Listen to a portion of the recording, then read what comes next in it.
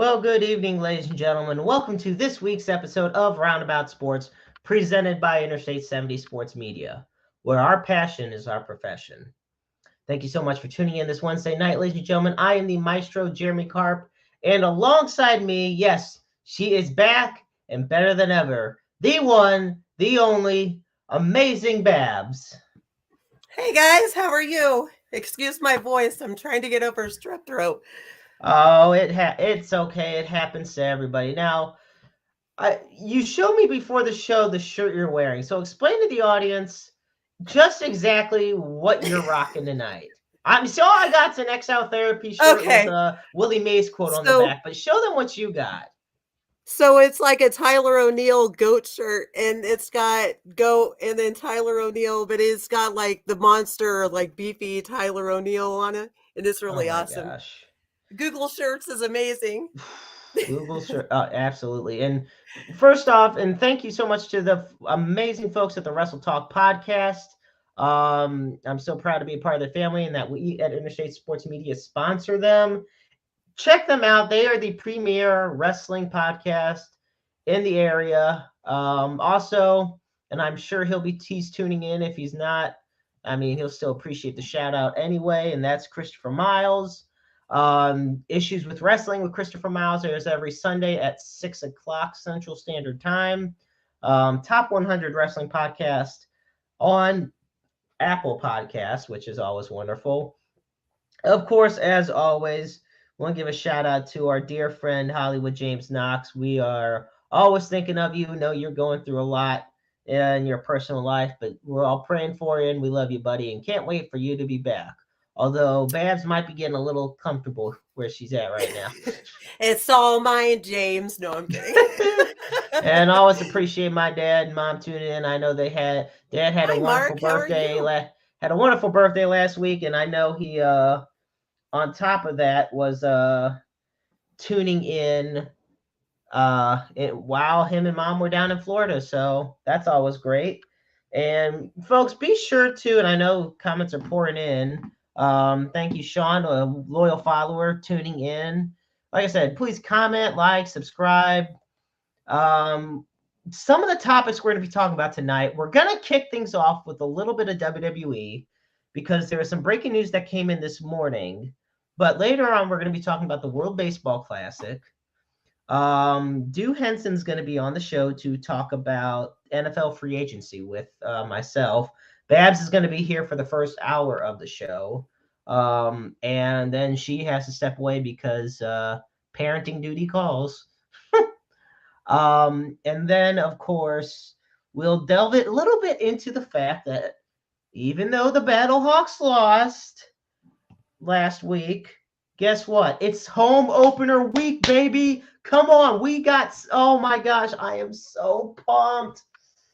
They are anticipating I was talking with the good doctor earlier. He anticipates over 30,000 fans to fill up the dome at America Center for this home opener. Now, Babs, before we get into the WWE talk, I want to really bring this to your attention. So it's a 10-game season, and literally 5 of the next 7 home games will be at home. Isn't that And crazy I've to think about? Yeah, and I've also noticed that I just went to Ticketmaster to see what kind of tickets were still available. And there's literally only like about 5 or 6 sections that are open for tickets to be bought.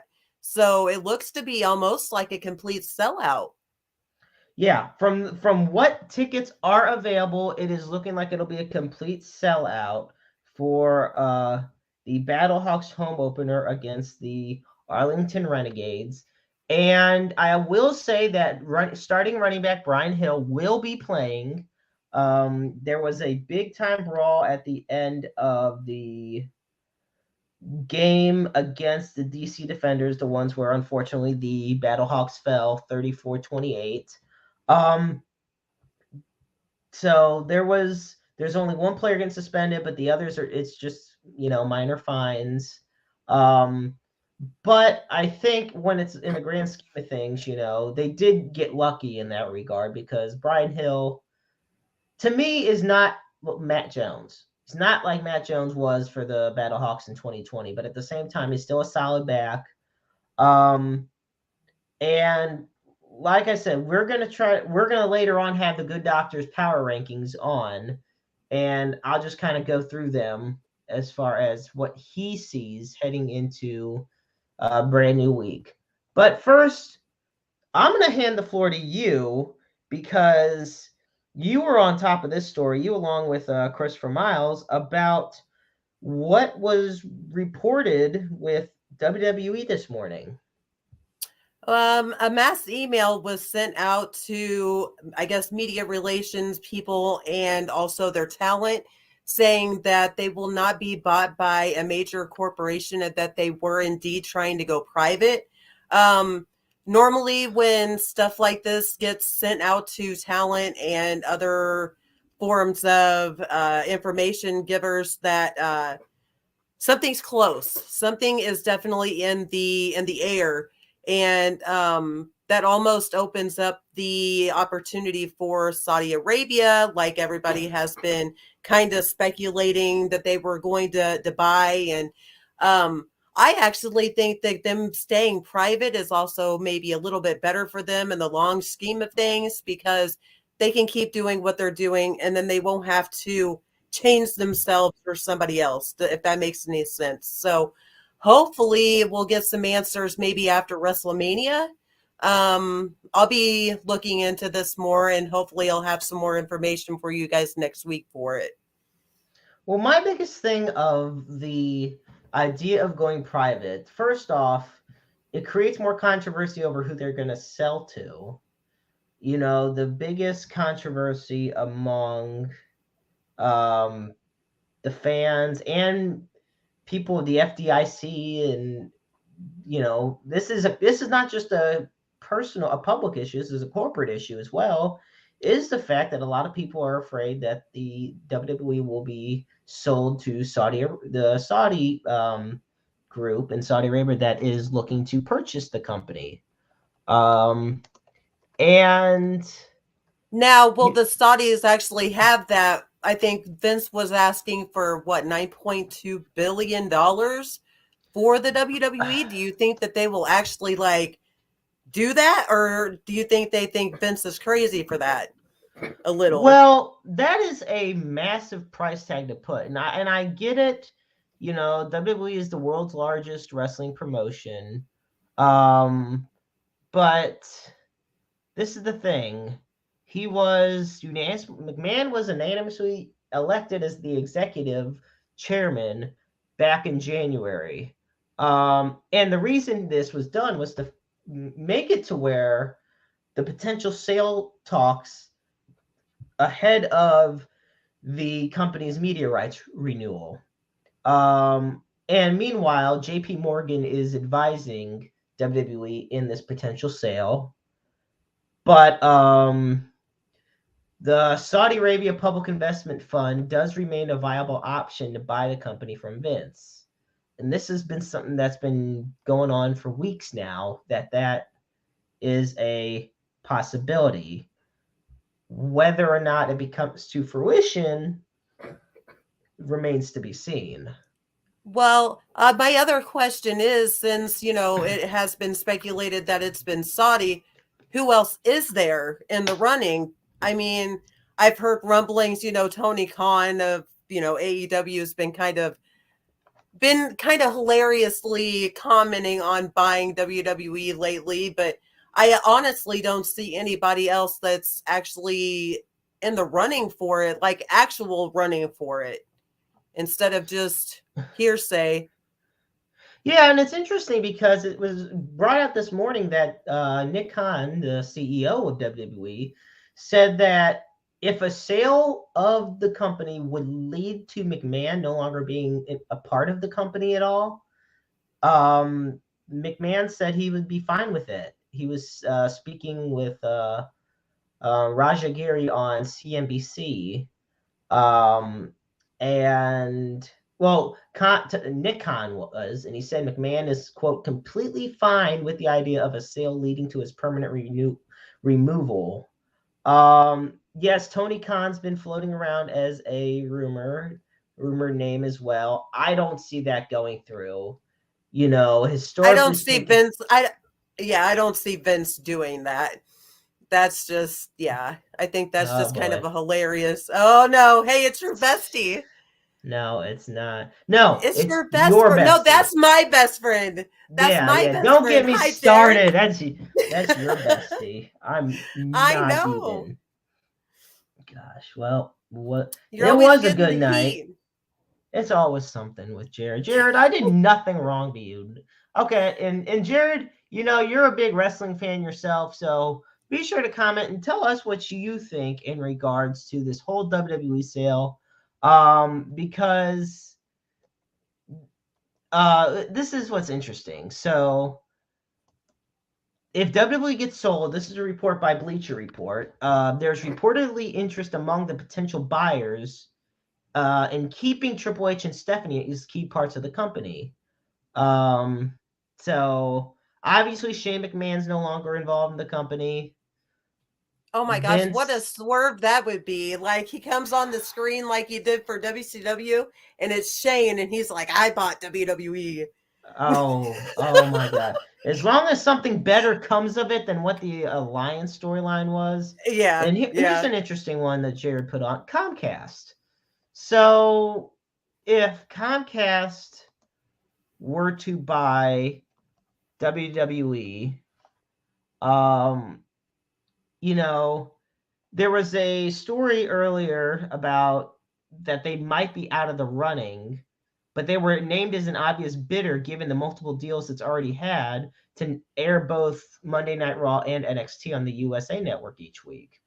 They also have, because they are the parent company of NBC Universal, they have the whole WWE Network library on the Right. Peacock streaming service. So it does make sense that you would have Comcast there. Um, as far as a creative say, Jared says both Hunter and Nick Khan should. This is the most prominence that Nick Khan has had while with WWE. And it's ironic because it's all in an effort for it to get sold. That's Yep. to me the funny thing in all of this. Um, so I don't know. I look at um, CNBC's David Faber had talked to Nick Khan a few weeks ago, and excuse me, the idea of bringing together UFC and WWE would be very robust, which is exactly what would happen should Comcast end up buying WWE. And I think one of the biggest things is having both UFC and WWE apart.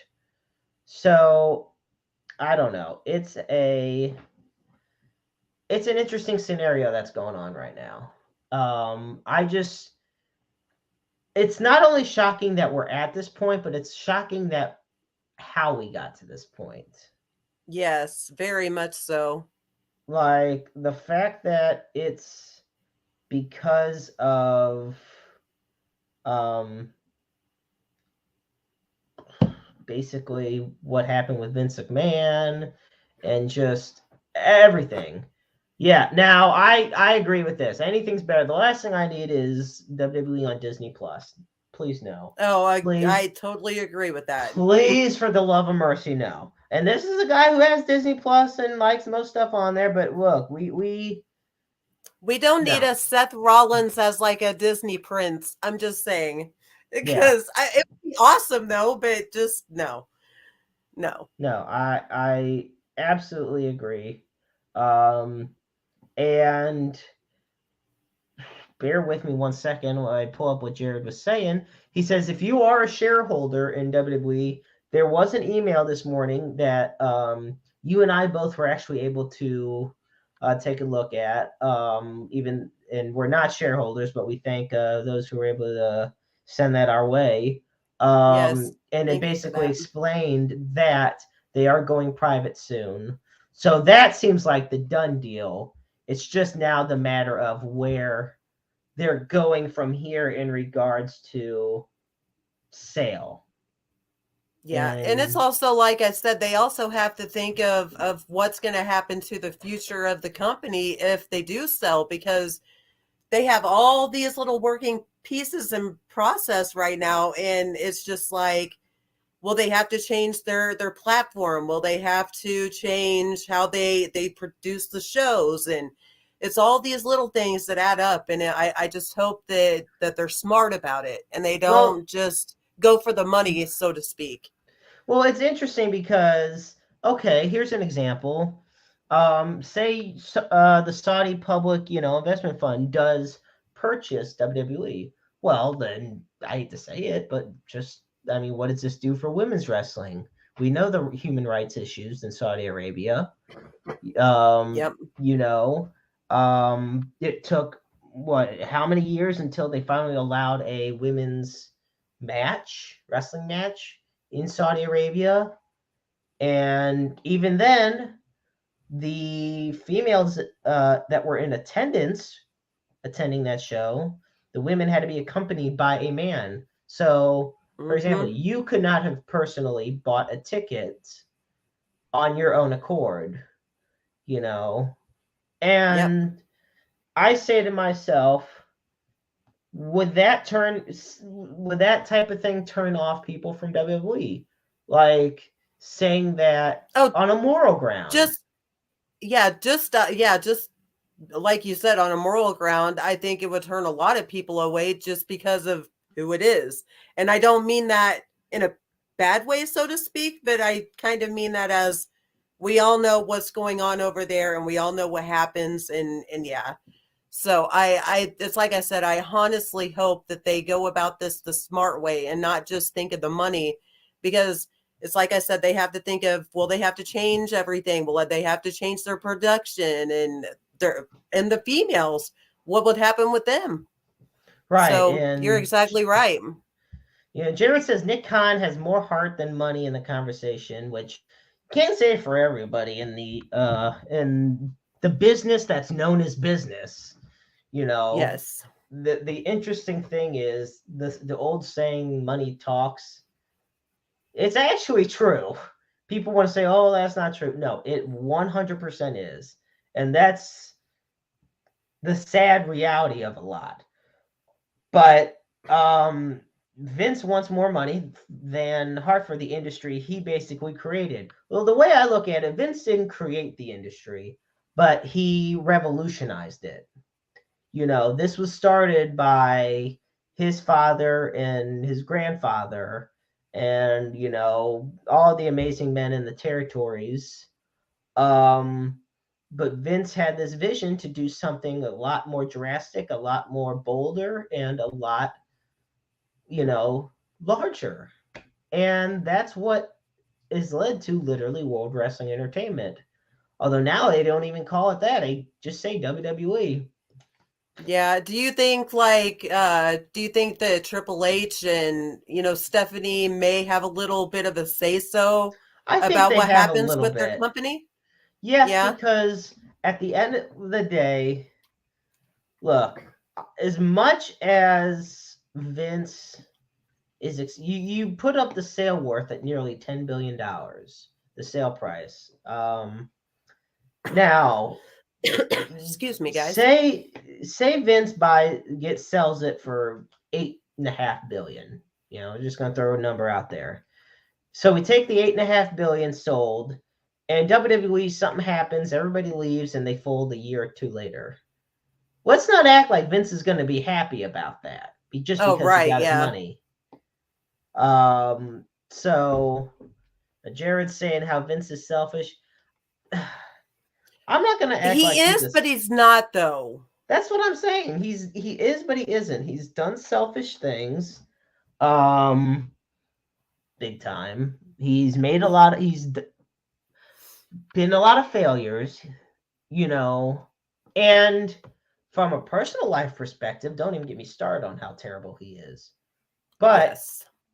we would not. Let me put it this way: you and I would not be watching professional wrestling on Mondays and Fridays or Tuesdays or Wednesdays. All these days.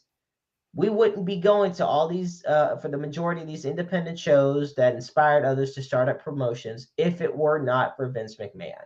And it's crazy to think that, and a lot of people are going to hate thinking that, but it's true.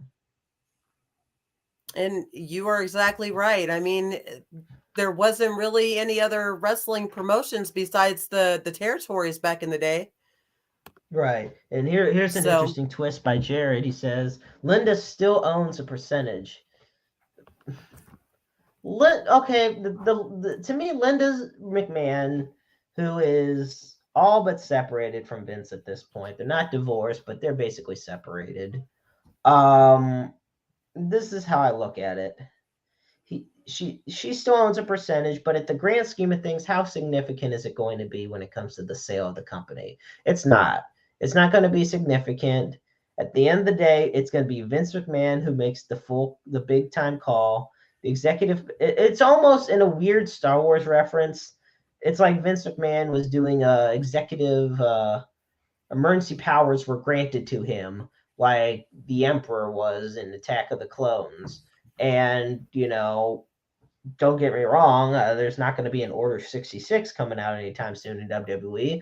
But at the same time, this sale runs through Vince. That's the big thing. So does Vince? Does that make Vince Darth Vader? Pretty much. Is that what that is right now? Pretty much. Yeah. Let's face it. I would definitely go there. So yeah. So we'll and of course we'll be definitely keeping. Here we go. Oh gosh. How about this? I buy it and shut the world up, then hire Shane and sell it to him. Okay. Okay. See, and oh my. That's your best friend. Just remember that, Babs. I am totally. I'm here for it. If you want to buy WWE, Jared, I have full. And I'm sorry, Jared. Don't encourage it. Don't encourage it. Okay. You are not helping this scenario. But that's what best friends do. We encourage each other to do stupid things. Right? Right. Yeah, but not if it leads to bankruptcy. We would never go bankrupt. Okay, I hope Jared believes in reincarnation, because if that's the case, then he's going to need to be reincarnated about 15 times to make back all the payments he's going to need to do to buy the company. Yeah. Oh God, yeah. There you go. Thank you, can hear the smooches from here, folks. Jesus, you can hear the smooches from here. All right. With that, we're going to transition now from WWE to a little bit of Kansas. Oh God, hell no. Well, there was a joke I was gonna make, but I'm above that joke, and I'm not going to make it. So, say it. Say it. No, say it. I don't want to. I have morals. I have morals. Why? It's 2023. I'm not trying to get. It's 2023. Okay. I'm not trying to get canceled. That's right. We got to calm down, guys. Yeah. That said, folks. All right, we're going to transition now to some more news that came out just yesterday. So we have some news coming out of the Kansas City Royals organization in the midst of I hope it's not, but at this rate it might be reserved. I was like, I think that that ship has sailed, and unfortunately that ship is the Titanic. Now, that said, we have news that the former Royals all-star center fielder Lorenzo Cain is going to retire. He's going to sign a contract with the Royals and retire. And there will be a retirement ceremony at some point during the upcoming season. And it looks like it'll be taking place during the summer. And it's interesting because Cain was brought to the Royals as part of a trade that sent Alcides Escobar, Jeremy Jeffries, and Jake Adorsey from the Brewers to the Royals in exchange for Zach Greinke and Yuniskis Escobar or Bettencourt. What's funny is last summer, Zach Greinke entering his 20th year, I still don't know how that's possible, is back with the Royals. Now, over the course of his 7-year career with Kansas City, Lorenzo Cain batted .289. He hit 87 home runs and had 308 RBIs. He was an All-Star in 2015 and was a top 3 MVP finisher for the American League. And let us not forget that Lorenzo Cain was also one of the reasons that the Royals won the World Series in 2015.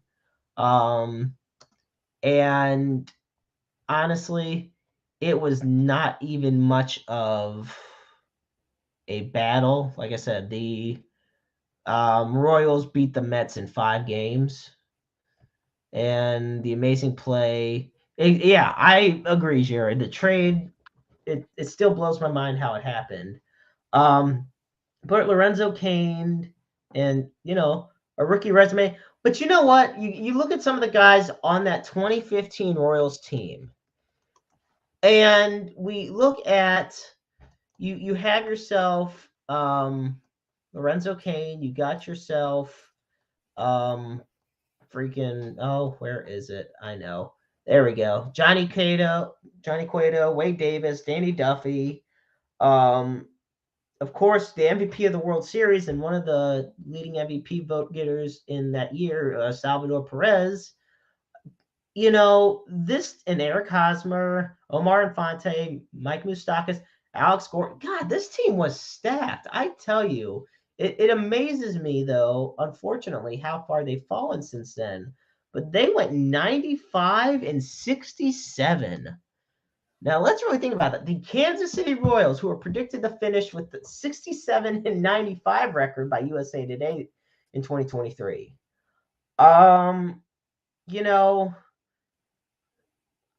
It's nice to see that, because especially since the majority of Lorenzo Cain career was with the Royals, it's nice seeing that he's getting his dues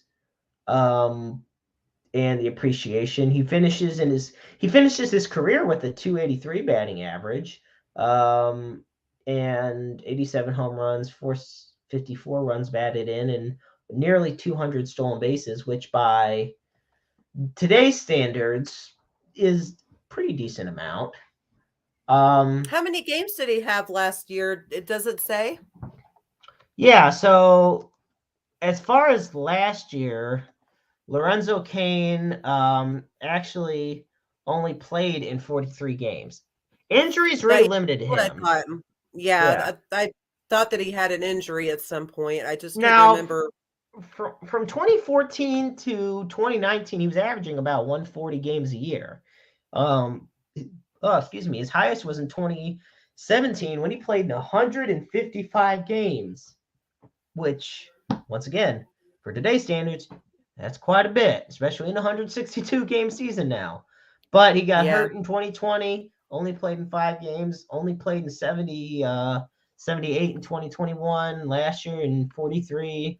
So, he played in over 1,100 games over his career, but it just, at the end of the day. Well, even with the limited number of like games that he had, the stats are actually very good for the limited number of times that he's been at the plate, though.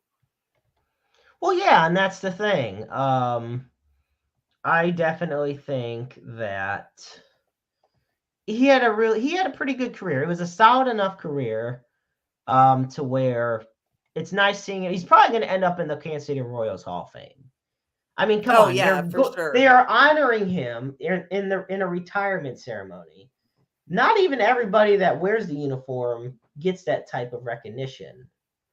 And that's a player that was traded into the team, not even a homegrown player too. Exactly. He was not, an Alex Gordon or a Moose or Salvi. I mean, this guy was brought because he started with the Brewers, went to the Royals, then went back to the Brewers. Yet at the same time, everybody remembers him as a Royal. And I think that's what the most amazing thing about it is. So congrats to Lorenzo Kane on a job well done over the course of his career, and wish him nothing but the best in his retirement. Yeah. Folks, before we move on, once again, welcome to Roundabout Sports, presented by Interstate 70 Sports Media. I'm the Maestro, Jeremy Carp, alongside Babs Barbie over here. God love her. She's done so much for Interstate 70 Sports Media with the graphics that are posted, your game day threads and everything. And Which those will also, be starting again soon. I am so sorry that I have not been posting those, but like I said, it's just been kind of crazy lately. But those will be starting again soon, guys. I promise.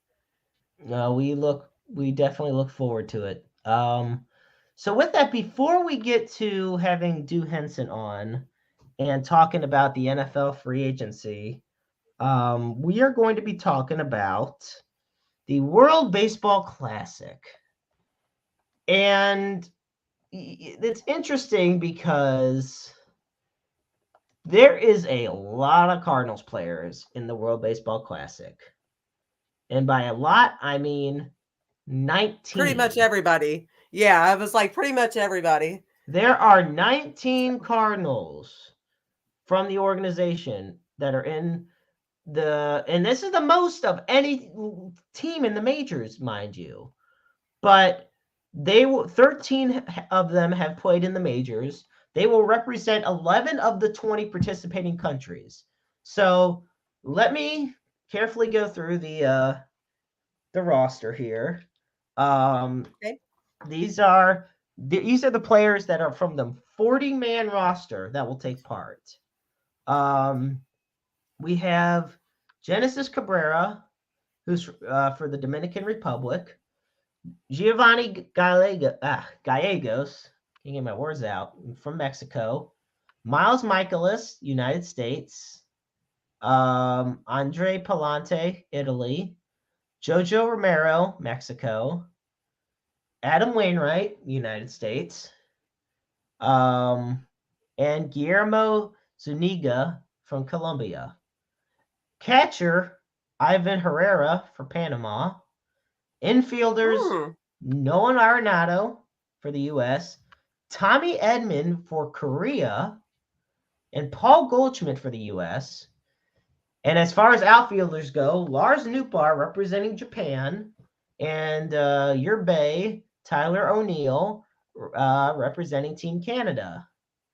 And yes, this is, and we'll get more into what Jared said about this being Wainwright's last full season in just a bit and in future episodes. But we got, for the 6 minor league Cardinals, outfielder L.J. Jones for Panama, pitcher Joseph King for Great Britain, outfielder Matt Kopernik for Great Britain, infielder Noah Mendlinger for Team Israel, outfielder Oscar Mercado for Colombia, and right-handed pitcher Wilfredo Piera for Panama. And if I got any of those names wrong, I deeply apologize. So Me and hockey players. Right. Well, this is interesting because Nootbaar is the first non-Japanese born player to be selected to play and represent Japan's team, because he's eligible to play for Japan through his mother, who's of Japanese descent. Meanwhile, the same can be said for Tommy Edman, because his mom was born in South Korea. Therefore, he becomes the first non-Korean native to play for the country. This is interesting. So this is the fifth edition of the World Baseball Classic, and it'll see the field of teams expand to 20. It'll feature 5 team pools in the first round for round robin play. And there is one more person we forgot about, and I do get a kick out of this. The manager for Puerto Rico. Oh, Yachty. Yeah. That's right, Yadier Molina. Totally forgot. Yeah. Exactly. We gotta love good old Yachty. What's funny is he first appeared in the WBC with Puerto Rico at the inaugural event in '06. God, he was 23 years old then. Oh, I feel old now. And they may say why. I'm going to say because they think there was a time where Yadi Merlina was just 23 years old and he's almost 40 now. And he then returned in '09. He was He'll named be to the 40 in July. stop. Just I'm stop. sorry. I'm so sorry. Quick No, I'm side not note. This is helping. where Andrew and I were looking up names of or which quarterbacks were older than in the league. Don't even get me started on which quarterbacks I'm older than in the NFL right now. And you know what, Jared? Just for those that are just listening, whether it be on Apple Podcasts, Google Podcasts, or Spotify or Breaker, yeah, it says Jeremy forgetting one of the most important players. Hashtag anti Jeremy. You know what? Wow, now you have your own hashtag. No, that's You're not. going up in the world. You're No, going up in the world, Jeremy. I'm going down in the world. That's where we're at right now. Um, okay, so what is your biggest takeaway from the World Baseball Classic so far, Babs? A few things actually. Adam's starting the game on Saturday with Mexico, and I'm hoping that that turns out really well for him. Do we know if there's a pitch count for MLB pitchers or no? Because I know that the one that Carlos was in, they had a 50 pitch limit. Yeah, So I so was here wondering if there are was something with that too. yes. So MLB teams have unofficial pitch counts for the pitchers to make sure they're not being overused. Now, um, that Do I we should know say what that's that usually. is? Well, yeah, the World Baseball Classic has strict limits on how often a pitcher can throw. So they will be allowed to throw progressively more and more pitchers at each round. So let's put it this way: in the first round, a pitcher can throw up to 65 pitches. In the Okay. Okay. quarterfinal, 80 pitches. And then in the semifinals and championship rounds, a pitcher can throw up to 95. Now, two things to know about this here. Pitchers can exceed the limit if they need to finish a plate appearance. And then intentional walks will not be counted against pitch limits. So, and of course, unlike MLB, teams will not be able to use position players to pitch. There are mercy rules in place, so nobody has to be used too late in a blowout. So if a team is leading by 15 or more runs after the fifth, the game can be called. The game can be called also by at least 10 runs or more after the seventh as well. So on top of that, the best part, well, here's something I do love, and I still don't like it for MLB. Pitch clock. I shouldn't say I don't. Oh, is I it don't there's mind. I'm in the middle. There is no pitch clock in the World Baseball Classic, but okay. there obviously is in Major League Baseball, which has led to some interesting things here and there. But yes, go. I would love to hear more what you were delving into in regards to Adam Wainwright, or not Adam Wainwright, about just the whole Well, usage in. just add him too, yeah. Well, I hope that that's our first good look at how Adam's going to be for our season whenever it starts, and hopefully it's not. Hopefully it doesn't. Hopefully it works out better than we all hope it will. Does that makes any sense? Because I think fans are about 50-50 on how Adam's been the last couple of seasons, and I just hope that this gives us our first good look at how he's going to be for us. And also, I'm kind of really excited about Lars being with Japan because it's been really kind of fun seeing him and Otani mix together and kind of see how they work together too, because everybody's been saying that, Lars is being the recruitment for Otani for next year for us. So I don't know if that's anything, but it's just really kind of fun banter to see everybody talk about that. But um Yeah, it's like everything. And Tyler O'Neill was actually hanging out with Freddie Freeman today and doing some at bats and getting some, time together and see if they could get something worked out there. And I'm just kind of looking forward to it all. This kind of grown into something much bigger than what it was before. Um, about let's see, when was the last one? That was in 2019, 2020. Yes. Yeah, I think the last one was in 19, and it was nothing like it is now. Like they didn't have all the MLB players that wanted to play in it. They had mainly minor league guys with an appearance of maybe one or two MLB ready people, but that's, kind of like Carlos did in 2019 whenever he pitched for the Dominican Republic. And I think Yachty was involved with that too, with Puerto Rico somehow, or I don't know if he was that year or not. But yeah, I'm just kind of looking forward to it all, and go Team USA. Well, look what and Jared posts Team Canada. Team Canada too. Yes, Team Canada, of Oh, course. here we But go. And then there he goes with Team USA. Team USA. right. Team whoever has the better scores halfway in.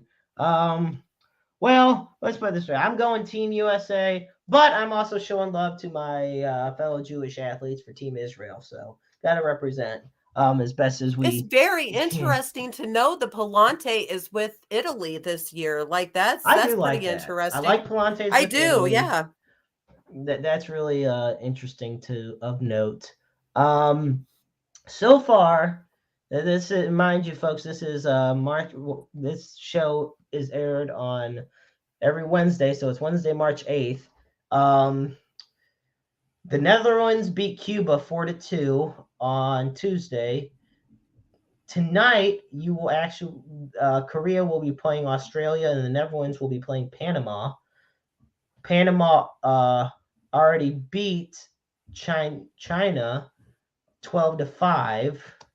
And well, not China, Have but they allowed fans to Chinese have they Taipei. allowed fans into the Chinese games or no? Because the last time that they had the World Baseball Classic, they weren't allowing fans in there really. I think there was literally 6 fans in attendance for that game in 2019 for Chinese games. Well, I do know that the baseball fans can bring Republic of China flags to games. Can they? That's interesting. Yes. It would not be allowed to distribute as broadcast schedule flyers or other ads inside the stadium, but yes. There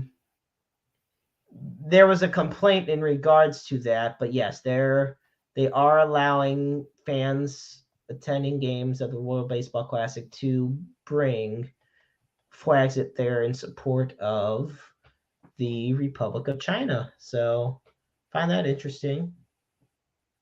Yeah, Most that's definitely. maybe a little progress, a little. Just a little. Just a Now, little. I mean, it's nothing to write home to, but no, not at all. So Babs, I gotta ask you this before we get Andrew on the show. So I posted on our Facebook page at Interstate 70 Sports Media. USA Today has a 6-person panel that every year they produce a projection of all 30 MLB teams' win totals. Now, for example, the team that they predict will finish with the worst record this year will be the Oakland A's, if they even finish this year in Oakland at this rate, with a 58 right, and yeah. 104. Oh no, I'm sorry. That's the worst record in the American League. They'll finish 58 104. By one game, the Washington Nationals 57 and 105. They said they were going to win 58 games. They said the A's would win 58 and the Nationals only 57. That's being very generous for the A's, I believe, and that's sad to say. No, that's very generous. There's no way. I look at the best teams projections in the American League. They got the Astros at 98 and 64. They got the Blue Jays Oh, I'm sorry. They got the Yankees at 95 and 67. They got the Blue Jays at 92 and 70. They literally have three 90-plus win teams in the AL East: the Rays, the Blue Jays, and the Yankees. Um, and then in the National League, the Braves at 98 and 64, the Mets at 95 and 67, the Phillies at 92 and 70, the Dodgers and Padres at 95 and 67. And then for the NL Central Division champs, they predict the Cardinals to win with an 88 and 74 record. So them and the Cleveland Guardians are the only two teams that are projected to win their division with more than 70 losses. See, I had us at 90 wins. I had us at 90 and 72. I can go 90. I can even go, I'll even go 93, anywhere from 90 to 93. This is not a bad team. I think No. There's so much hype. The year right now is shadowed with so much hype surrounding Jordan Walker and what he can do. But what people are failing to realize is you're coming back with the reigning NL MVP, a rotation that looks much healthier than it was going through last year. You got a lineup that literally has Nolan Arenado, Tommy Edman, Paul Goldschmidt, Wilson Contreras. Obviously you're still figuring out your shortstop situation, but you could have Brendan Donovan. You got Tyler O'Neill, Dylan Carlson, Lars Nootbaar. You got all these guys out there. I mean, they're obviously better than anyone else in the division, but you look at some of the other teams that they're predicted to have worse records than. Look, I know the Phillies swept us in and Jared just commented that we have us at 89 wins. That's fair too. That's, anywhere in that late 80s, early 90s range. But I think the Cardinals are being overlooked on how well the team is. Now, how well they'll perform is a different story. It always is.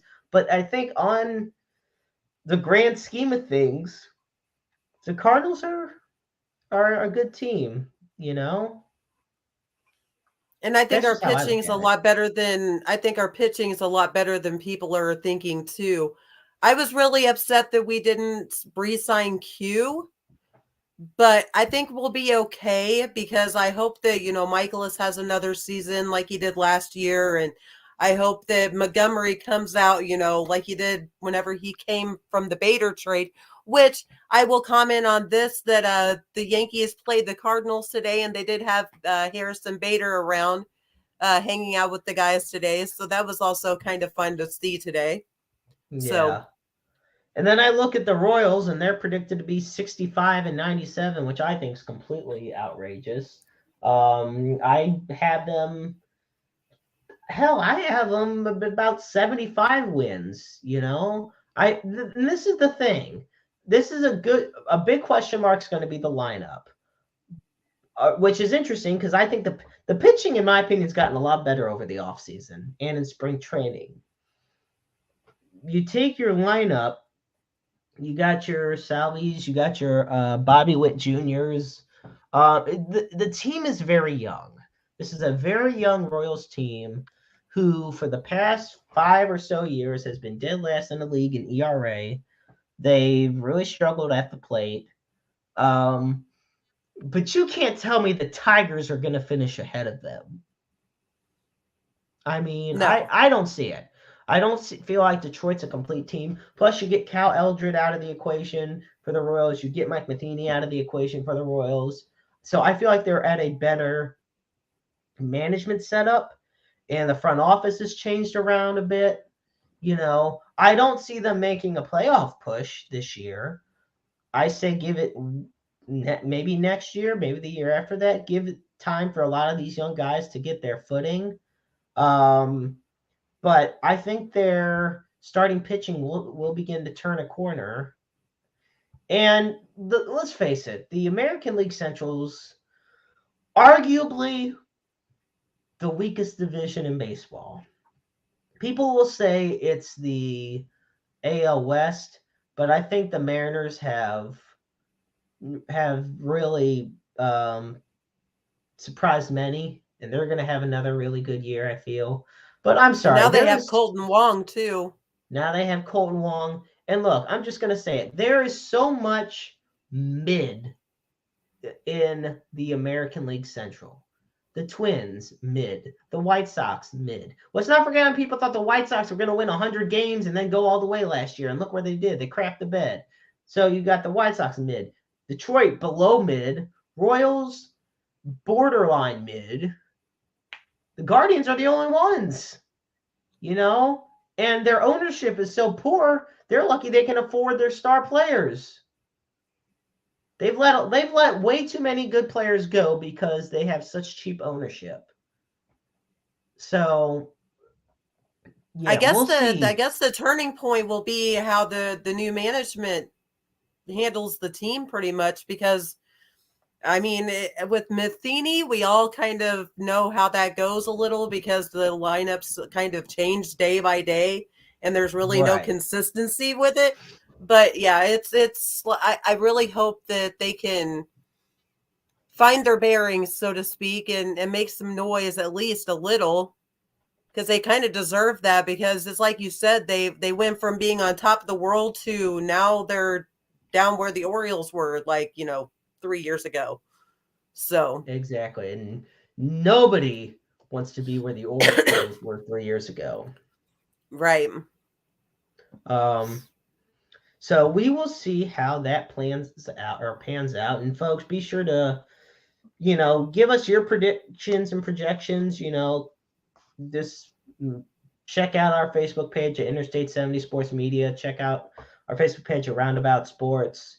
Like I said, you can find us on Google Podcasts, Apple Podcasts, Breaker, Anchor, and Spotify, and so many more.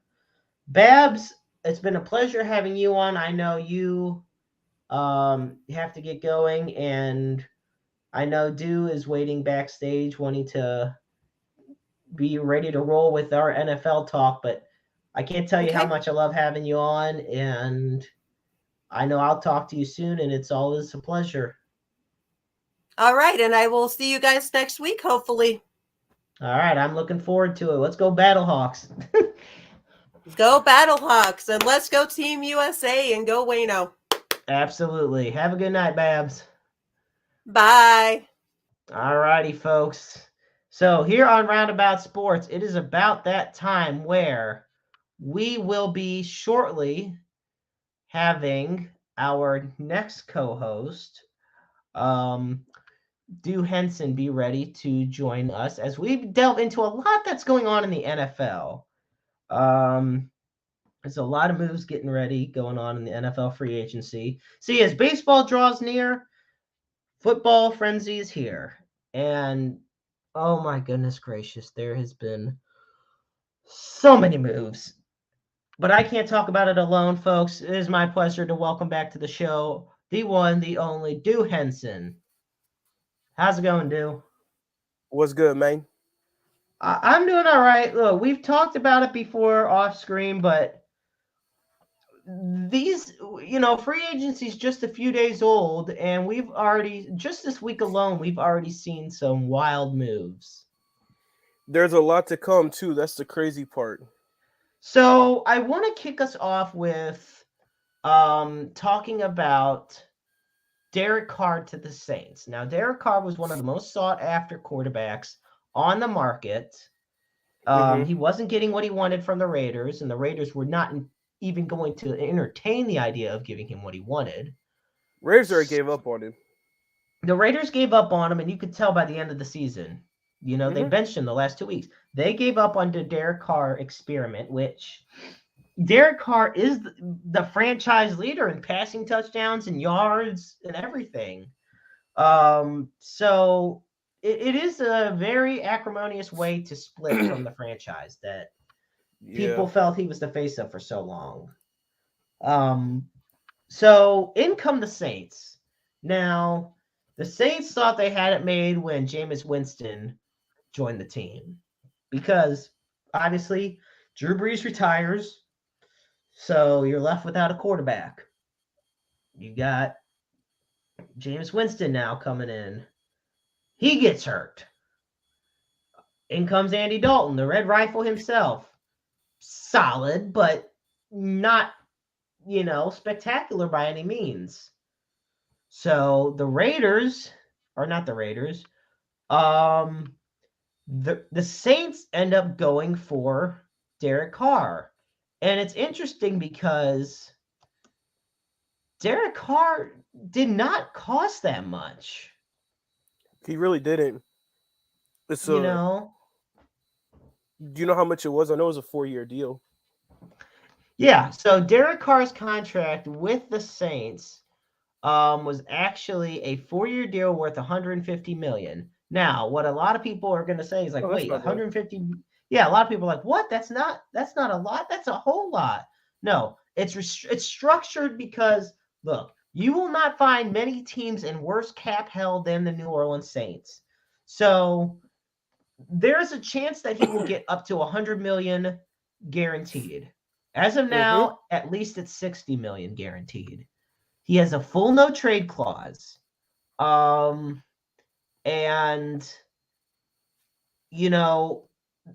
this it's interesting because you look at the team and it's structured in a way to where they don't take many cap hits.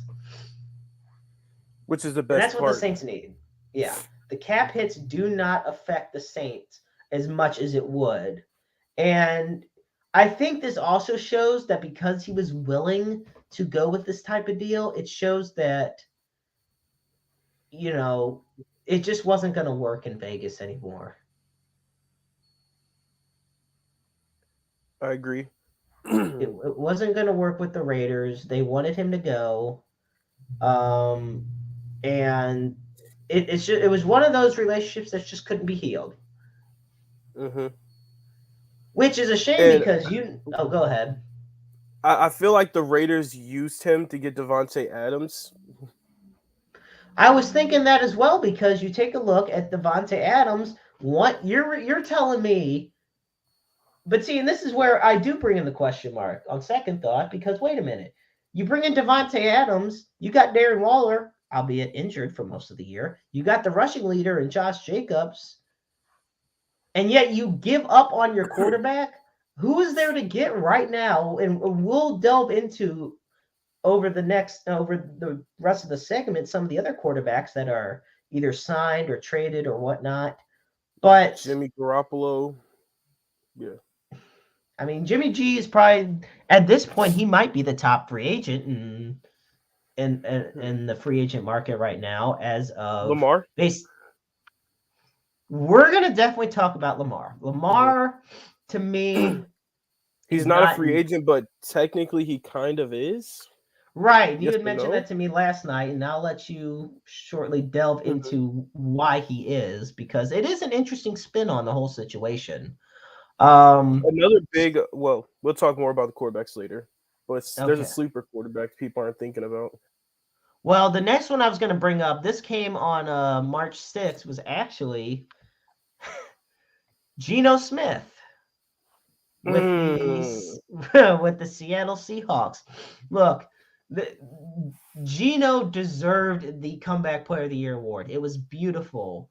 We saw what happened in 2021 when Wilson was hurt, and we didn't. Folks, for those tuning in on podcasts and just audio only platforms, Dew is showing off one of his star Geno Smith cards that he has. He's got an amazing Geno Smith collection. So, and he's just showing off one of the many. So Geno Smith, had some rough outings with the Seahawks in the beginning, but then this year comes along, and look, the Seattle Seahawks gave up not much, honestly, for Russell Wilson. He wasn't worth much, so.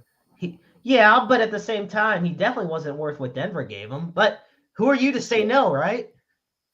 I know I would. Right. If a team comes up to you and says, "Here, we want to give your 30, you want to give up 2 firsts, 2 seconds, a fifth, and a player or something for your 33-year-old quarterback and another pick and another player maybe. Sold. That's how we're gonna do it. So, this is on Monday evening. He signed for a $75 million deal year, $75 million over 3 years, $30 million guaranteed at the signing. Yeah, so 105. So 105 in total. He had his first Pro Bowl appearance in 2022. He threw 30 touchdowns in the season. It's interesting because what I like about this signing, it's cheaper than the tag. The franchise tag against this, a franchise tag for a quarterback, $32.4 million. And they could have tagged him. They could have tagged him, and I don't even think he would have been hurt because a lot of people had their reasons to doubt Geno Smith. But instead, the Seahawks say, look, we're going to roll with you. We know your career hasn't been what people had thought it'd pan out to be, but you're our guy now. Russ is gone, and we got all these picks. We got this cap money that we can use. Kenneth Walker, DK Metcalf, Tyler Lockett. I mean, this is a good chance for them. The Seahawks are going to become a team now that's not going to be built on the defense anymore. They're going to be built on the offense. They got their most success when they were the Legion of Boom, when they were the defensive forefront. But I think now we're back to the old days where they were more of an offensive team, where they were most electric on the offensive side of the ball. And given the absolute mess that is the NFC West, this is the perfect time as ever for Seattle. Real talk. I mean, you really look at some of these teams in the division. We're going to delve into some of them shortly, but I look at where Seattle is. They did the absolute perfect thing by signing Geno Smith to an extension. Geno. Now, as far as extensions go, I mentioned to you about the franchise tag, and those tuning in. The franchise tag price for a QB is $32.4 million for 1 year, basically a 1 year deal. You said, now Daniel Jones on the Giants said he was worth about more than $45 million. You said before, a couple of days before the show this week that he was worth around 30 to 35. I put him at 25 to 30 mil a year. It turns out the Giants must have listened to you because they gave him a 4-year extension for worth 160 mil with an additional 35 mil in incentives. This is the thing, though.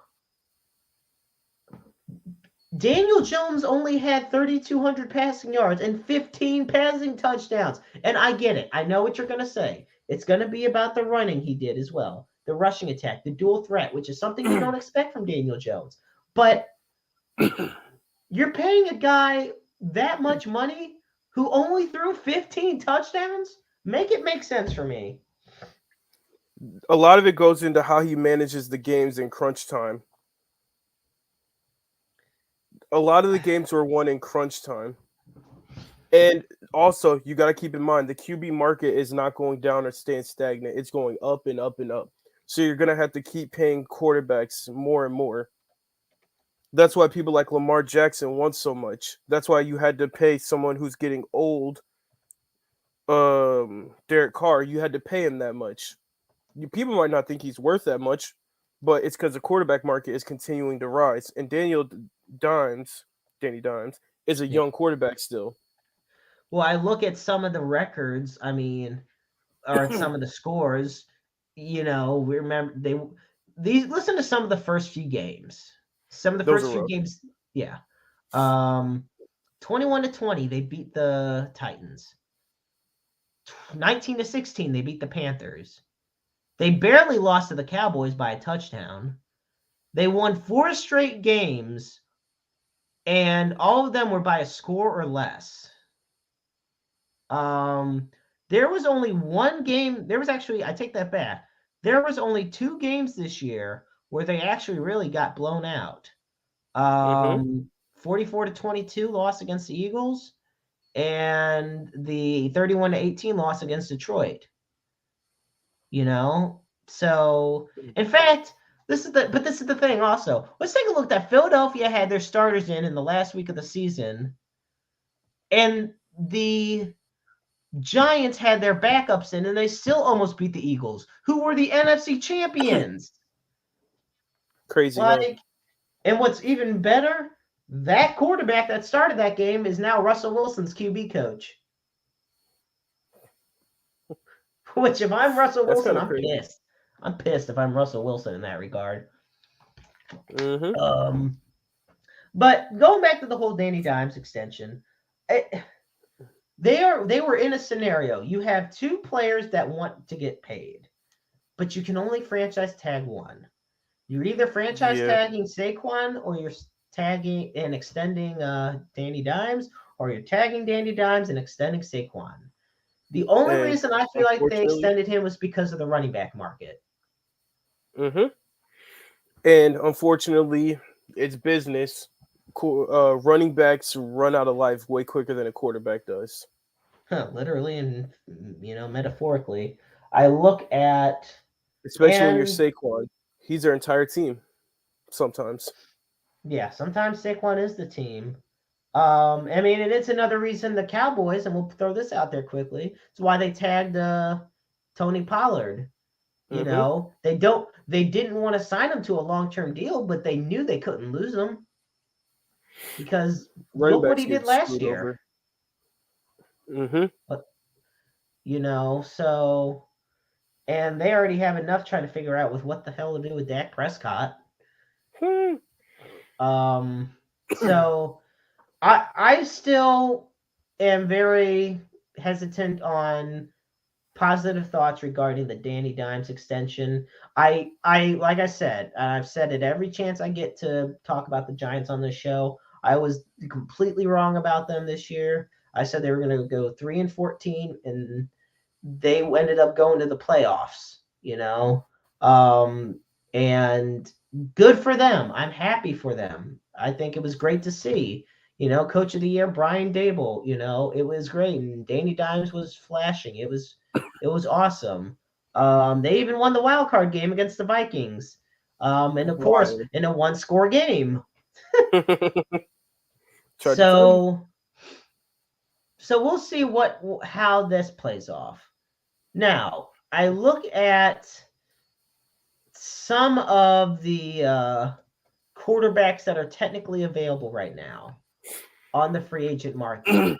Are we going free agent and for trade, or just free agent? Because there's a lot of quarterbacks that are people that teams are willing to trade as well. Ones that I'm gonna go with ones that are both. I'll tell you why, because there's some that are officially not off the team, but are not extended yet. That were only signed to maybe. So these are guys who, So I have 4 names in mind. The first one I have is who you mentioned earlier, is Jimmy Garoppolo. The second guy I have is Baker Mayfield. There's my sleeper. The third guy I have is actually Sam Darnold. They want to extend him, by the way. Yeah, we'll see how that plays out, right? And the fourth guy I have is my sleeper of all this, Taylor Heineke. And the Commanders are in a position now to where, look, people thought they were going to go for Lamar. They didn't get Lamar. They still, and we'll get into this because I know they still can, technically. But right now, Taylor Heineke is still the starting quarterback, especially since Carson Wentz got released. Now, I didn't put Carson Wentz on there because I don't consider him a top quarterback in the market. Carson Wentz is too injury prone. He makes too many mistakes, and he's probably one of the biggest thieves in football in terms of money since Sam Bradford, as far as quarterbacks go. So, There's but some other quarterbacks on the market too, technically. so who are some of the ones you have in mind? So we got Lamar, of course. You can't forget about Lamar. I was gonna say Carson Wentz. We also got Aaron Rodgers. That is a very true point. And I'm blanking on the other guy. Who's the Titans QB? Oh, Ryan Tannehill. Yeah, they've shortly after the season they expressed interest in potentially moving him. And then that brings up the question of Matt Stafford. Mm-hmm. Stafford's on the same boat as Ryan Tannehill at this point, and if you got Baker Mayfield, Yep. The Rams have an interesting situation. They have 4 quarterbacks. They got Wolford, Perkins, Mayfield, and Stafford. You want to have faith in Stafford because of the fact that you gave up so much for him, and you won that Super Bowl with him. But Baker Mayfield is a lot younger. And in the games he played last year, especially for the Rams, he did a lot better. A change of scenery is all it takes. Sometimes. And look, his end time with Cleveland didn't go well. Even his time with Carolina didn't go well. But he comes to the Rams, and without Cooper Kupp, mind you, or Van Jefferson, that was wild. He leads the Rams, to victory on prime time. So, yeah, I look at some of these another scenario out there. So hypothetically, say the Green Bay Packers end up keeping Aaron Rodgers. What do they do with Jordan Love? Do you think Jordan Love is a potential hot commodity?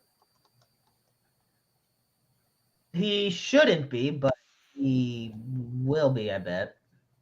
Mm-hmm. So here are all the quarterbacks. So there's 37 ranked quarterbacks as unrestricted free agents. And I'm looking through. You got guys like Easton Stick, Bryce Perkins, Tyler Huntley, Cooper Rush, but then you work your way up the list. Ooh, Tyler Huntley. Yeah. Now Chad Henney's retired, but here's Taylor Heineke with the hit of their average annual value was $2.3 million. You got Mike White, you got Joe Flacco, you got Jacoby Brissett. You got Jimmy Garoppolo. You got Andy Dalton now. You got Chase Daniel, Blaine Gabbert. There's a lot of names on this market. Jameis Winston? I believe Jameis Winston. I don't think he's been cut yet, but I think he will be. He hasn't been. PJ with them starting Walker too. This is a very crucial year for the quarterback market.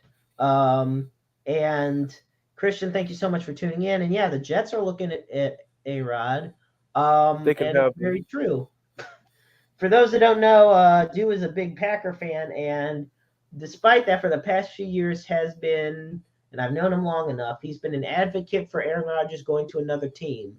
But it's not out of any type of hatred or anything. He has the reasons, and I think now the thing of it is, before you didn't really have a quarterback that could replace him. You literally draft Jordan Love in the first round 2 years ago. Listen, what did I say though? But you insist on hanging on to, and not when I mean you, I don't mean you personally, but I mean the team. The team, the Packers are insistent on trying to keep A-Rod, even though they drafted Jordan Love in the first round. And they wonder why he struggles when he's out there, except for a couple good instances, because he doesn't get the reps that he needs. Mm-hmm. Aaron Rodgers ain't letting him play. No, and it's very selfish. And it's almost like it. You know what? It's a Ryan Tannehill all over again. Ryan Tannehill would not let Malik Willis play, or He learned from Brett Favre. Oh yeah, well, Brett Favre's selfish for a lot of reasons. So, and I'll tell you that right now. And I'm glad you mentioned that. Be careful, he might sue us. Yeah, well, you know what? Bring it on. I'll join Pat McAfee's cause. So I'll rock with Unc. Yeah. And Shannon Sharp. So anyway, I look at some of these top free agents. So, and then you had the rumors about veteran quarterbacks like, heaven forbid, and I love him to death, but there ain't no way he's coming back. Phillip Rivers, they rumored that Phillip Rivers was getting in talks with teams like the Niners and Dolphins. Then he confirmed that teams reached out, but he did not confirm anything about him planning a comeback. Big difference. And then you have Tom Brady, who has made it clear with Miami, and he's made it clear he's staying retired. So forget that. So I want to get into the Miami quarterback situation for a second. And I know I'll be probably having you on closer to the draft as well because of this, but like I said on that list of quarterbacks earlier, Teddy Bridgewater is one of the guys that are going to be a free agent. On top of that, you got the issue with Tua, the many health issues going on. We've said it before of how bad Tua got basically screwed over by the Dolphins management because of how they just let him go back in after suffering concussion after concussion. Speaking of health, the Damar Hamlin situation really kind of put what happened to Tua on the back burner for everybody, and everyone kind of forgot that Tua was in a bad situation too on the field. He was. I mean, you see this guy like trying to get up, and he's moving, and he's trying, but he doesn't know where he's at. Ain't that crazy to think those both happened in the same year? It is, and it's crazy to think. I mean, there's an old song called "Dazed and Confused" by Led Zeppelin, and that's exactly what Tua was in those games. Worse than that. I mean, he had no idea what was going on. And the Dolphins said, "Hey, go back out there," or then they put Teddy, and then he got injured. And it's if I'm the Dolphins, if Tua retires within the next year or two, they have no one to blame but themselves, and I would applaud Tua the way. Because first off, I'd get the hell out of Miami. I wouldn't even want to be on that organization when it comes. And it's not because of the players, because that's a freaking loaded team. But if you're going to have piss poor medical management by that organization, and for a league that is constantly, I mean, since we've been out of high school and out of college, how much has the NFL emphasized concussion protocol protection? It's so crazy how much they've actually talked about it. It's a really big deal to them. Right. And they've also stated it is the medical staff's job to protect the players from themselves. Yeah, because you know that how many football players would say they're not really as hurt as they are? I ran a race on a dislocated ankle. Ran a race on a dislocated ankle. What do you expect? Exactly. You tell me I can go run out there, tape up my ankle, and I'm in. So yeah, with that, we'll see what happens with the NFL free agency with the quarterbacks. Now, I look at who is. I do want to go to the. Hang on, there we go. I wanted to delve into now, and this is big and I want you to be able to explain it better. The Lamar Jackson situation. Now, not tune in. Lamar Jackson, this whole thing, the whole issue between Lamar Jackson and the Ravens is because of two people, Russell Wilson and Sean Watson. If they didn't get big boy money like they did, Lamar Jackson wouldn't want big boy money. Daniel Jones wouldn't want big boy money. Derek Carr wouldn't want big boy money. The market, you know, Andrew, we all know that the quarterback market is the biggest market, but the market went sky high when Wilson got traded, when Watson got traded, with those fully guaranteed contracts. Yes, sir. It's to the point where they have to restructure them to help the teams out. And you look at Lamar Jackson. Now, look, I've said it before, and I'll say it again. Patrick Mahomes is the only player in the NFL who I feel is worth Deshaun Watson and Russell Wilson money. And he's making a lot more than that, and it's also because of incentives. But he has a lot of incentives. Yeah, he has a lot of incentives, and he's the only player in the entire NFL. There's 53 players on a team. Times that by 32. That's a lot of freaking players. And every free agent you can think of. I don't care what anybody says. And Tom Brady's retired, so don't even bring, folks, don't even try to be Aaron like Rodgers. Yeah. No, Aaron Rodgers is not worth that either. I still think he'll have the record for the TD interception ratio. Huh? He's getting paid the same. He deserves big pay, but he doesn't deserve what Watson, because they don't even it. Like I said, it's Mahomes, and I'm standing by it. So Lamar, of course, feels that he deserves more. After all, Russell Wilson. It's not that he wants more money; he wants more guaranteed money. Well, yeah, I should. I'll clarify. He wants more guaranteed money, and that is a huge difference. That is a huge difference to say you want guaranteed money over just a contract, because you can sign a guy to a 10-year, $300 million deal, but you can only maybe give him $20 million guaranteed.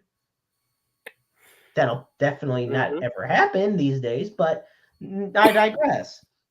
So Lamar Jackson and the Ravens fought through hell to make a deal. Lamar wanted this. The Ravens wanted the opposite of that. They weren't getting anywhere, but they don't want Lamar to go anywhere. So what do? They signed the non-exclusive franchise tag. And Andrew, go ahead and tell the folks listening what the non-exclusive franchise tag is. So the non-exclusive franchise tag is it's $32 million, and basically it's he's able to negotiate contracts with other teams, and the Ravens have a chance to match it. But if the Ravens were to let him go, then the Ravens are going to get 2 first-round picks for Lamar Jackson as compensation. And that is why Lamar Jackson isn't going anywhere. I don't see a team that really is going to say to themselves, is giving up 2 first-round picks worth the risk of getting Lamar Jackson, who, look, one of the most talented athletes in the NFL over the past few years, over the past decade. I'll go that far. But injuries. What is the biggest thing Lamar Jackson has that works for him? His legs. Well, if he's injured and the injuries are to his legs, you're going to rely on him to be a pocket passer? You can't. Lamar Jackson cannot be a pocket passer. Do I got to bring up the one they try to change to a pocket passer? Bring him up. That's fine. And see what Colin happens. Kaepernick. Exactly. Colin Kaepernick was a great thrower on the run, and then look what happened. Like, it just doesn't pan out because Lamar Jackson, if you want to change the style of a quarterback, do it when they're in college. Don't do it when they're in their 5th year in the NFL. That's the problem I have. And that's why I also think he is a good fit for the Ravens, because Harbaugh knows what he's doing with him. John Harbaugh has the perfect system. The team was made for him.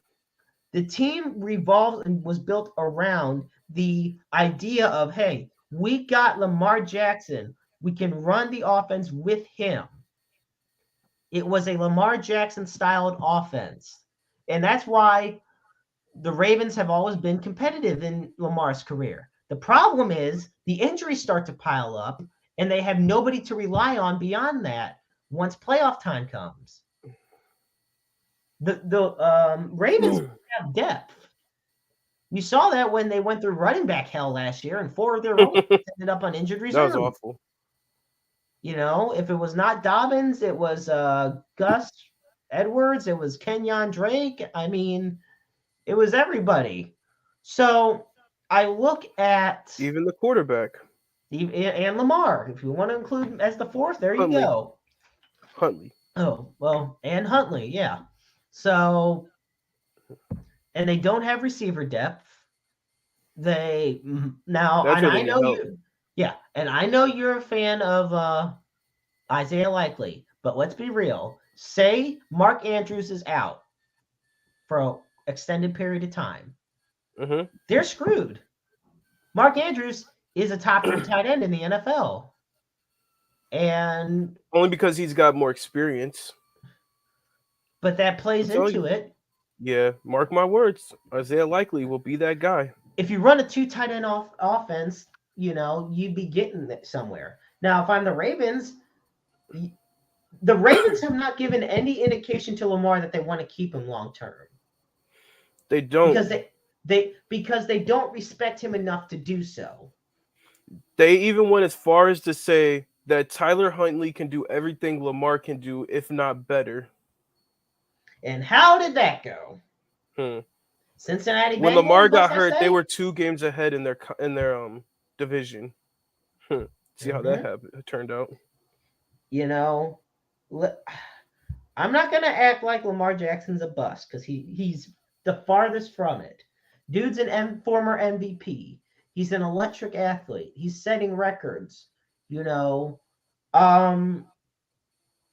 And if he was healthier and the Ravens had better help for him alongside either the offensive line or in the receiver group, he could do even more.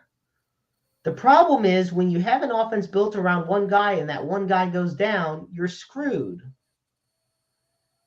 And that's what the Ravens are. And now Lamar Jackson is finally saying, look, if Watson can get $230 million and Wilson can get over 200 and something million, I'm worth at least double. I'm worth about that much. And then you got to bring in accolades. Does Deshaun got an MVP? Because I do. Yeah. How many playoff wins Deshaun Watson got? I actually don't know the answer. But I know I got one. That got to count, right? That's got to count for something, right? Yeah. Just saying. I was going to say, Deshaun Watson is 1-2 in the playoffs in his career. They got the same amount of playoff wins. I was about to say, Lamar Jackson, and this is the thing. Who has a better winning percentage? Yeah, he's only won 1, but at the same time. No, I'm talking about overall. Oh, yeah. Winning percentage, give it to Lamar. But once again, it ties back into the team you're around. But once again, I look at Lamar and I say to myself, look, I'm going to be the first, as a Browns fan, I'm going to be the first to say, look, he goes to another team in another division. I am not going to complain. You can trade him and bring out, or some team that can give up 2 first rounds for him for all I care. But if I'm speaking from the purely analytical perspective here, I'm saying the Ravens are being absolutely disrespectful to Lamar Jackson, who is the best quarterback this team's had in their history. The only one, or I should say second best. Joe Flacco's the only one that's been better. Joe Flacco, Trent Dilfer. Yeah, you have. Those are your top 3. This is the thing. There's literally been 4 quarterbacks. I'll say 5. I'll say 5 main consistent quarterbacks in the team's history. Trent Dilfer, God help me there. Steve McNair, Kyle Bowler, Joe Flacco, and Lamar Jackson. very not spectacular group. And to say Joe Flacco's the best out of, and there's a difference between the best and the most talented, mind you. Joe Flacco is the best. Lamar Jackson's the most talented. Lamar Jackson's the top 5 talented quarterback when healthy. Mm-hmm. Because he can do more. It's like he's what Kyler Murray aspires to be, basically. Yeah, something like that. You know, and so the Ravens put that tag on him, and if the team, and they can match any offer another team puts out there. That's another thing. So if some team offers $50 million, the Ravens can do that. You know. And I got this question from multiple people. Multiple people are like, "Yeah, I'll give you two first round picks and a player." That's not how it works. You're giving up just 2 first round picks. It's not a sign and trade. It's literally you're signing him for 2 first round picks. Yeah. A lot of people are getting that mixed up because Right. Lamar Jackson technically is not under a contract. Which is crazy to think about, you know, because it does seem like, given what it looks like, that he is a contracted player on the team to where, hey, say you're the Rams. Okay, you want a quarterback and you need a guy that you want to prove can do it. Hell, give up 2 more first round picks. You'll be backed up till 2038 anyway. So give up 2 first round picks. Give away Allen Robinson to the Ravens. Look, that's 2 firsts and Allen Robinson. Ravens need all they can get. And then give them Lamar Jackson a pick. But they can't do that because it's not a sign and trade. Not unless Lamar Jackson were to agree with the Rams, do a deal, and both sides agree, and then they do a sign and trade. Right. Which is not out of the picture yet, by the way. It's not out of the picture, but at this point, Lamar Jackson's just fed up with everything. He's fed up with... because he hasn't signed his tag yet. Right. They only placed the tag. Technically, Lamar Jackson didn't even sign it yet. Mm-hmm. Now, I have a question for you. Does Lamar Jackson play the Le'Veon Bell card? I think he will, personally. And for those that are wondering, Le'Veon Bell card is him sitting out the season because he didn't get what he felt he deserved. Which is terrible. A terrible idea for both parties. Because then he won't be up to NFL speed anymore. And you see what happened when Deshaun Watson came back. He was nowhere up to NFL speed. No. And you look at... Well, and the thing of it is, Deshaun Watson was gone even longer. Deshaun Watson was gone over 700 days.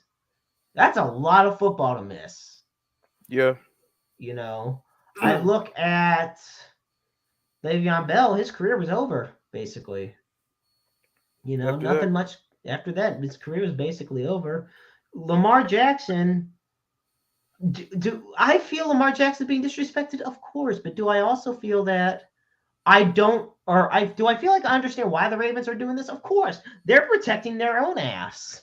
Lamar Jackson gets hurt. Say they sign him to a freaking 210 guaranteed money $1 million deal. He tears his ACL week 2. They're out. Game over. I would say sign him to a 5-year, $200 million, 150 to 160 guarantee, and I think you got a deal, which is a lot. It's a lot. You also are going to have to make sure there's incentives in there. There's going to have to be incentives. People don't understand. That's the only way you make cap space work. Right. The way the cap works is that you literally, it's not just that, hey, I'll sign you, give you this, there. Now we only have this much to work with. No, it's how it's structured over the years. It's what each dollar is based for. Because you have your base salary, your incentive salary, your rollover. I mean, it's like a whole damn personal finance class. So it just blows my mind. We'll see. And we will see. Well, Andrew, I want to thank you so much for joining us. Wait, I got one more thing I want to say. Go two more. Uh-oh. Where will Okay, go Orlando in. Brown end up? Will he get re-signed? Oh, and that reminds me of one more thing. But after we get to your points, Orlando Brown, I think I think they do something with the Chiefs. He does something with the Because they Chiefs. said they won't franchise tag him. Well, they didn't. It's over. You can't do it anymore. So. I was gonna say the franchise tag session is over. Mm-hmm. But I'd keep him. That's a big one. You understand? Look, if I'm the Chiefs, and given though their whole situation, Andrew Wiley is on the verge of becoming a free agent, and you obviously want to keep Creed Humphrey. Yeah. There's Joe Thuney. There's all these guys on the offensive line that you want to keep, but you can't keep everybody. The Browns went through the same issue in the 2022 offseason when they were trying to keep J.C. Treader, Jack Conklin, Wyatt Teller, and Joel Bitonio. They were able to keep 3 out of the 4, but Treader ended up, they made the decision to cut ties with Treader. Fortunately for them, instead of kicking ass for another team, he ended up retiring. But yeah, now where do you think Orlando Brown will go, or what will happen? I hope he stays. Yeah. And here's one more big point I got. All right. What are the Eagles gonna do? So they've already expressed that they want to sign Jalen Hurts to a big extension this offseason. So they're set to lose C.J. Gardner-Johnson, Javon Hargrave, and James Bradbury. I think they need to hold off on the extension. I agree. Their defense was a whole huge reason. I won't say the whole. I meant that a huge reason why they made it to the Super Bowl. And I'm not going to act like everybody can do what Jalen Hurts did. Jalen Hurts had a phenomenal season, but people overlook how much the running game was a reason for their success too. And then if you go to defense and you lose your a starting corner and a safety who were, 2 key pieces of your secondary in Hargrave, I mean, you're literally, once again, it's letting a team fall apart for the sake of one player. Yup. Even if it's your quarterback. Yeah. And I think Jalen Hurts, though, is humble enough to understand that, hey, we got to put it off. We got to put it off.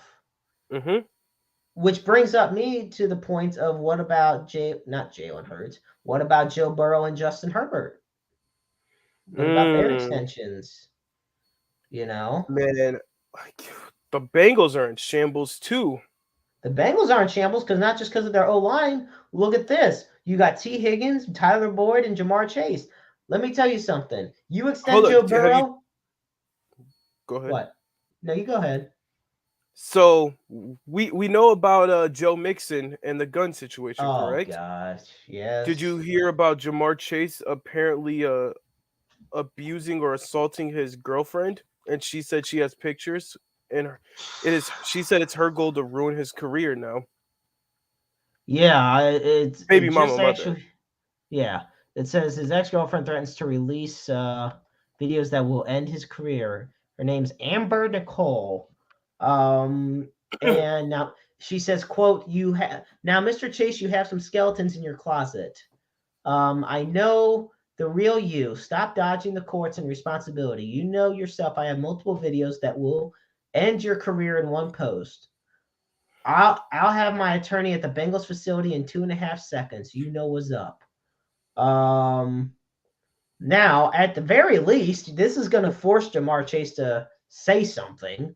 He has to. Well, at the bare minimum, he has to speak out because now that's all it's going to be talked about. Which Joe Mixon's probably. Now, does that affect the contracts with Joe Burrow? It affects the contracts with Joe Burrow, but in a weird way. Do you think they'd be more inclined to pay him more? Yes, that's where I was kind of leaning because that's what I was trying to get at. Because this is what I think is going to happen. I think out of those 3 wide receivers I mentioned earlier, T. Higgins is getting the biggest contract. He should. I think because, and it's crazy to say, T. Higgins has proven himself to be the best of the bunch on that team. And I know a lot Jamar of people will. Chase just makes big plays here and there. Jamar Chase is the big playmaker. Tyler Boyd is the sleeper demon. And T. Higgins is that consistent force. Mm-hmm. But the reason people are so infatuated with Jamar Chase on the Bengals is because it's his old teammate with Joe Burrow. Mm-hmm. It's the old connection. Every time Burrow throws the touchdown at Jamar Chase, oh look, it's just like what they did at LSU. Oh my gosh. Oh, the college days bring back so many memories. Yeah, well, guess what? It's not college anymore. Joe Burrow is a pro quarterback. You're a pro wide receiver. Although if what happened, what this lady says is true, you may not be a pro wide receiver for long. There it is. And then And now back to Justin Herbert. What about Justin Herbert with Mike Williams gone? whatever happens with Keenan Allen. Mm-hmm. Not You Mike know Williams. what? I meant Keenan Allen. I'm Yeah, tripping. you're good. Yeah, with Keenan Allen gone, all but gone, it affects it because there's two types of teams. There's the teams that make a quarterback extension after they take care of other players, and then the ones that take care of it before. And that's when you do like the Chiefs. They had to take care of Patrick Mahomes. They had to. Yeah. Look, if they could sell half the stadium rights, they would. If they could sell half the city of Kansas City for the sake of keeping Pat Mahomes, I think they would have found a way. Mm-hmm. But you look at teams like Cleveland, they made sure their offensive linemen were extended. They Good made deal. sure Chubb was extended. They made sure Myles Garrett was taken care of. They made sure a lot of their key pieces were taken care of at positions they needed before they went ahead and got Deshaun Watson. Mm-hmm. You look at Mahomes. And also the way they set his contract up. Yeah. And it was huge because, yes, he counts 50 mil against the cap this year, but they are working on restructuring, and it was only 1 mil against the cap last year. Mm-hmm. And what did they do last year? They extended Denzel Ward and Jack Conklin. Two key pieces right there. So, but then you look at a team like the Bengals. Okay, well, let's say they extend Joe Burrow this offseason. Let's say they extend Justin Herbert. The Chargers extend Herbert this offseason. Look at what these teams need. First off, money. Second off, the Bengals need an O-line. They'll never go anywhere. I love how they were all talking about, hey, we got an offensive line. No, the hell you don't. You ain't got no O-line. You were just as bad as before at the offensive line. So, I don't know. And I know it's something we're going to be keeping tabs on as time goes on, but I do know that it's a good question with Justin Herbert and Joe Burrow, and because those are key pieces. And now that with this whole Jamar Chase thing and Joe Mixon, Bengals are a mess. Maybe Mike Tomlin will never have a losing season. I mean, let's face it. Shout out to Mike Tomlin, baby. All right. Well, folks, that's going to about wrap it up on this week's episode of Roundabout Sports. But before we go, as always, first, I want to thank Babs for being on earlier this evening, co-hosting with me. And I want to thank Henson for being alongside me for this half. As always, we post on the show the NAMI hotline, the National Alliance on Mental Illness. You can call it at 1-800-950-NAMI. That's 1-800-950-NAMI. Also, we always post the Suicide and Crisis Lifeline here on the show. You just have to dial 988. The line is open 24/7, 365, 366 on leap years. Understand that you're never alone out there in the world. There is always somebody out there that loves you. It just takes that one phone call, that one text message to reach out to get that person. And you out there listening could also be the voice or the ears for that person as well. So always remember, it's just a call away. So thank you all very much. I'm the Maestro Jeremy Karp. And always remember, life is a book full of empty pages just waiting to be written in. Make your lives worth reading.